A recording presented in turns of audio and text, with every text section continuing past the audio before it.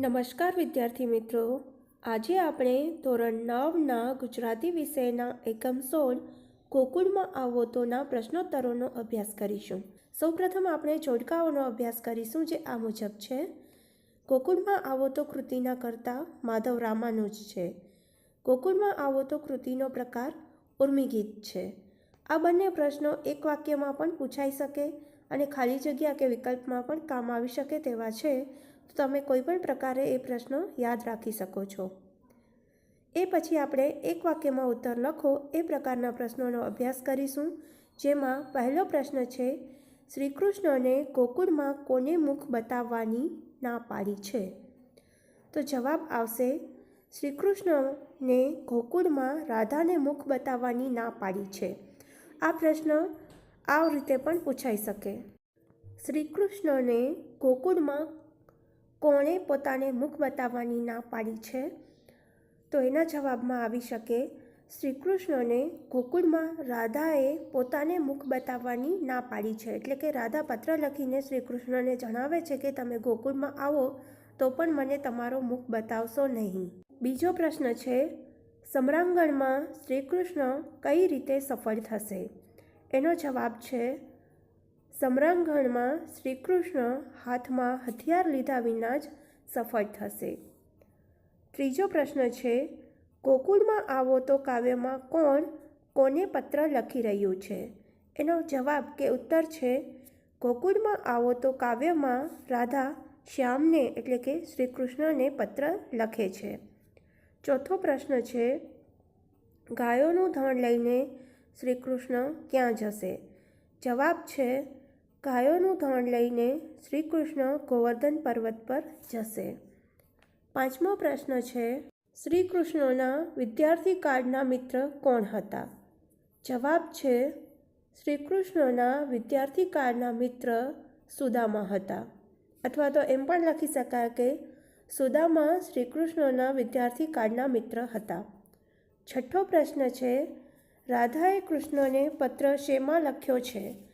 જવાબ છે, રાધાએ કૃષ્ણને પત્ર કદંબના પાંદડા પર લખ્યો છે. સાતમો પ્રશ્ન છે, માધવ રામાનુજે અધ્યાપક તરીકે કાર્ય ક્યાં કર્યું હતું? જવાબ છે, માધવ રામાનુજે CN ફાઇન આર્ટ્સમાં અધ્યાપક તરીકે કાર્ય કર્યું હતું. હવે આપણે 2-3 વાક્યમાં ઉત્તર લખો એ પ્રકારના પ્રશ્નોનો અભ્યાસ કરીશું, જેમાં પહેલો પ્રશ્ન છે, રાધા શ્યામને દુઃખ ન લગાડવાનું શા માટે કહે છે? એનો ઉત્તર છે, રાધા શ્યામને એટલે કે શ્રી કૃષ્ણને દુઃખ ન લગાડવાનું કહીને પોતાને કેવું માઠું લાગ્યું છે, ખોટું લાગ્યું છે તે વાત યાદ કરાવવા માગે છે. બીજો પ્રશ્ન છે, રાધાની રીસને તમારા શબ્દોમાં વર્ણવો. જવાબ છે, ગોકુળમાં આવો તો કાવ્યમાં રાધા કૃષ્ણને કહે છે કે તમે ગોકુળમાં આવો તો રાધાને મુખ ના બતાવશો.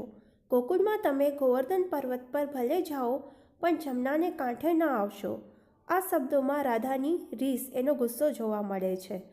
હવે આપણે સવિસ્તર ઉત્તર લખો એ પ્રકારના પ્રશ્નોનો અભ્યાસ કરીશું, જે આ મુજબ છે. એમાં પહેલો પ્રશ્ન છે, ગોકુળમાં આવો તો કૃતિમાં રાધા કૃષ્ણને અંતરમાં ઓછું ન લાવવાની વાત કેમ કરે છે? અથવા તો બીજો પ્રશ્ન છે, ગોકુળમાં આવો તો કૃતિ ફરી ફરીને માણવી શા માટે ગમે છે? આ બંને જ પ્રશ્નોનો એક જ ઉત્તર આપી શકાય, જે આ મુજબ છે. ગોકુળમાં આવો તો કૃતિ એ કાવ્ય માધવ રામાનુજ દ્વારા લખાયેલ ઉર્મિગીત છે. આ કાવ્યમાં રાધાએ કૃષ્ણને કદંબના પાંદડા ઉપર પત્ર લખ્યો છે તેની વાત છે. કૃષ્ણ ગોકુળ છોડી ગયા છે તેનું રાધાને ખૂબ જ દુઃખ છે. તેને માટે તે માઠું લાગ્યું છે તે બતાવવા માટે એમને પત્ર લખે છે. એટલે તે પત્રમાં લખે છે કે તમે ભલે ગોકુળ આવો પણ રાધાને મુખ ના બતાવશો. તમે ગાયોને ચારવા ધણ લઈને ભલે ગોવર્ધન જાઓ પણ જમનાને કાંઠે ના આવશો. તમે ભલે તાંદૂળની પોટલી લઈને આવો પણ હવે તાંદૂળને અડવા કોઈ દોડશે નહીં. વિરહની વેદના છે તે તમે કોઈ રીતે દૂર કરી શકો તેમ નથી. એટલે જ રાધા કૃષ્ણને આ પત્રથી અંતરમાં હૃદયમાં ઓછું ન લાવવાની વાત કરે છે. આમ ભૂતકાળના સ્થળ સંબંધને વ્યક્ત કરી વધુ યાદ અપાવતી રાધા અંતમાં કૃષ્ણને માઠું ન લગાડવાનું કહીને પોતાને કેવું માઠું લાગ્યું છે તેની વાત સૂચવી દે છે. એટલે આ કૃતિ આપણને ફરી ફરીને માણવી ગમે છે. હવે આપણે વ્યાકરણને લગતા પ્રશ્નોનો અભ્યાસ કરીશું, જેમાં સૌપ્રથમ આપણે સમાનાર્થી શબ્દોનો અભ્યાસ કરીશું. મુખ શબ્દનો સમાનાર્થી શબ્દ મોં થાય. કાંઠો શબ્દનો સમાનાર્થી શબ્દ કિનારો છે. સમરાંગણ શબ્દનો સમાનાર્થી શબ્દ યુદ્ધભૂમિ છે. જુહાર શબ્દનો સમાનાર્થી શબ્દ નમસ્કાર કે સલામ છે. દરિયો શબ્દનો સમાનાર્થી શબ્દ સમુદ્ર કે સાગર આવી શકે. સમાનાર્થી શબ્દોના અભ્યાસ કર્યા પછી આપણે વિરુદ્ધાર્થી શબ્દોનો અભ્યાસ કરીશું, જે આ મુજબ છે. વિરહ શબ્દનો વિરુદ્ધાર્થી શબ્દ કે વિરોધી શબ્દ મિલન થાય. જાજુ શબ્દનો વિરુદ્ધાર્થી શબ્દ ઓછું છે. અહીં આપણી એકમ 16 ગોકુળમાં આવો તો કાવ્યના પ્રશ્નોત્તરોની સમજૂતી પૂર્ણ થાય છે. ફરી મળીશું નવા વિડીયો સાથે. આભાર.